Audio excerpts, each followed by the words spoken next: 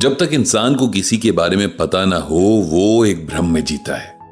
अफसोस ये है कि हम में से हर कोई एक भ्रम में ही जी रहा है। अपने आप को लेकर भ्रम, रिश्तों को लेकर भ्रम, सारी जिंदगी एक गलत फहमी में गुजार देते हैं। और वो भी तब जब गीता ज्ञान हमारे पास सदियों से है। पंडित जी ब्लॉग लिखते हुए यही सोचते रहे कि जब तक उन्हें खुद भी गीता ज्ञान सही से समझ नहीं आया था तब तक वो भी तो जाने कितने वहमों के शिकार थे। पंडित जी कल अपने पुराने वर्जन से मिले, मतलब जब वो 24-25 साल के हुआ करते थे। तब जैसे थे बिल्कुल वैसे ही एक लड़के से कल उनका मिलना हुआ। एक्चुअली कल पंडित जी और सरला जी ने बहुत बड़ा काम किया था। उन दोनों ने अपनी बॉडीज डोनेट करने का फैसला किया था। यह फैसला उन्होंने तब किया जब वे पिछली बार डॉक्टर जोशी के क्लिनिक में गीता ज्ञान सेशन के लिए गए थे।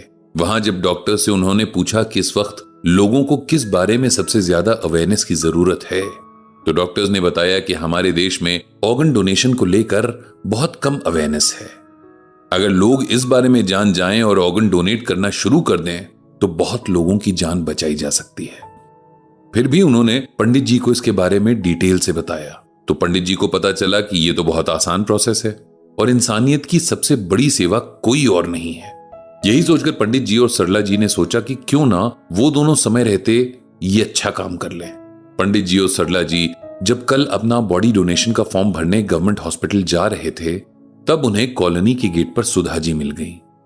वे अपने बेटे सिद्धार्थ के साथ कहीं जा रही थी। उन्होंने पंडित जी और सरला जी को देखा तो कार रोक ली और बैठने को कहा। पंडित जी मना करते रहे लेकिन सुधा जी ने उन्हें जबरदस्ती बिठा लिया कि जब कार है तो वे लोग बस के धक्के क्यों खाएंगे। हार कर उन दोनों को कार में बैठना पड़ा। सिद्धार्थ ने दोनों को नमस्कार किया। पंडित जी और सुधा जी ने सिद्धार्थ को कई साल बाद देखा था। वो बचपन में बहुत सुंदर हुआ करता था, एक्टिव भी बहुत था और जहां उसे स्टेज दिख जाए वहां उसका डांस शुरू हो जाता था। उसे एक्टिंग का भी बहुत शौक था। सब सुधा जी और उनके हस्बैंड राकेश जी से कहते थे कि इसे बड़े होकर फिल्मों में जाना चाहिए।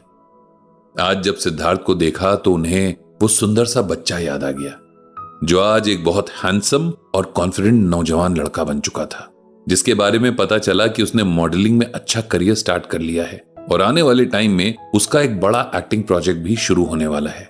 सुधा जी ने जब सुना कि पंडित जी और सरला जी हॉस्पिटल जा रहे हैं तो वे थोड़ा परेशान हो गईं। उन्होंने पूछा कि क्या कोई हेल्थ इशू है। तब पंडित जी ने उन्हें बताया कि वे लोग बॉडी डोनेशन का फॉर्म भरने जा रहे हैं।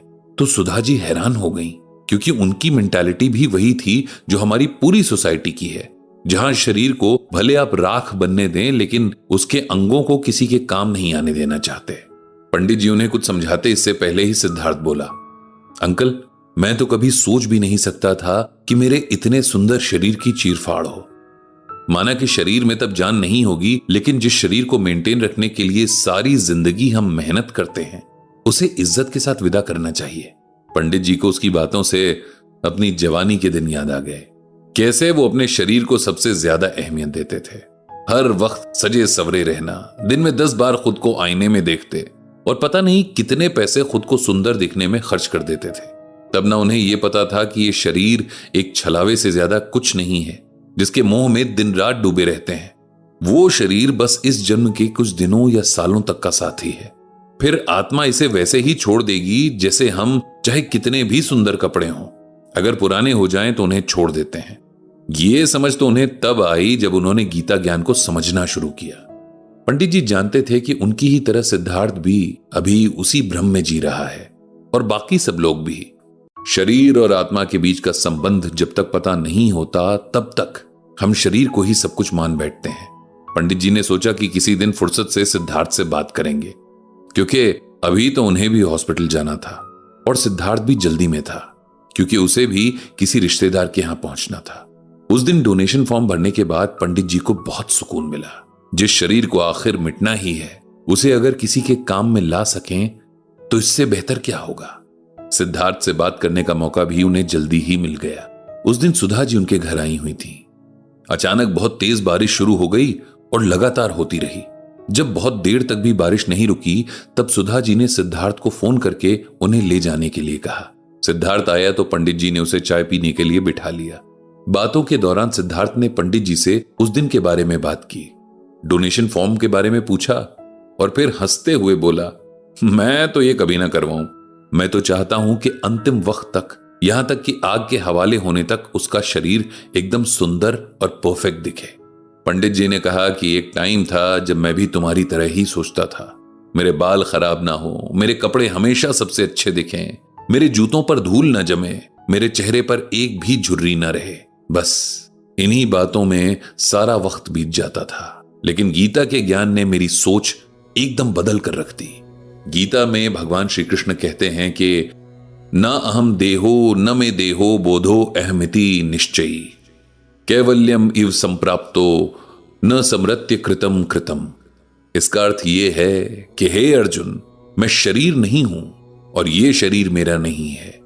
जिसने यह समझ लिया, समझ लो उसे ज्ञान मिल गया है। इसे सिंपल वर्ड्स में ऐसे समझिए कि शरीर को खुद से यानी आत्मा से अलग समझना ही सबसे बड़ा ज्ञान है। जब हम ऐसा करते हैं तब हम सच्चाई के सबसे ज्यादा करीब होते हैं। हम सब जानते हैं कि शरीर ने एक ना एक दिन खत्म हो जाना है और खत्म होने से पहले उसने बदसूरत भी होना ही है, क्योंकि जैसे जैसे शरीर की उम्र बढ़ती है उसकी सुंदरता खत्म होती जाती है। लेकिन आत्मा तो न कभी बूढ़ी होती है न कभी मरती है। शरीर पर ध्यान देना जरूरी है ताकि हम जो कर्म करना चाहते हैं उसके लिए शरीर स्वस्थ रहे, लेकिन इससे ज्यादा नहीं। इससे ज्यादा हमारा फोकस हमारे कर्मों पर होना चाहिए। हमें उन्हें सुंदर बनाने के लिए ध्यान लगाना चाहिए। चाहे कोई भी कितना भी एफर्ट लगाए, लेकिन शरीर को खत्म होने से नहीं रोक सकता। इसीलिए शरीर से जितना हो सके उतना अच्छे कर्म कर लेने चाहिए। सिद्धार्थ बहुत गौर से पंडित जी की बातें सुन रहा था। उसे कुछ समझ आ रहा था तो कुछ नहीं। पंडित जी से वो लगातार अपने डाउट्स भी पूछ रहा था। पंडित जी जानते थे कि इसका मतलब है कि उसे उनकी बातों में इंटरेस्ट आ रहा है। सिद्धार्थ ने पूछा कि इस तरह तो कोई भी अपने शरीर का ध्यान नहीं रखेगा, लोग बीमार पड़ते रहेंगे। पंडित जी ने इस बात का जवाब इस तरह से दिया कि शरीर और आत्मा को अलग अलग समझने का मतलब ये नहीं है कि हम शरीर का ध्यान न रखें। शरीर एक जरिया है ताकि हम कर्म कर सकें, इसीलिए उसका स्वस्थ होना जरूरी है। लेकिन हर वक्त सिर्फ शरीर को सबसे आगे रखना, यह भूल जाना कि हमारे जन्म का मोटिव क्या है, यह गलत है। सिद्धार्थ को अब थोड़ा और क्लियर हुआ।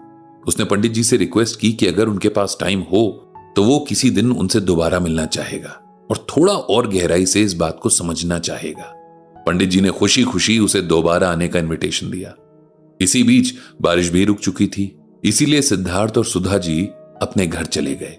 पंडित जी ने भगवान श्री कृष्ण से सबको सद्बुद्धि देने की प्रार्थना की।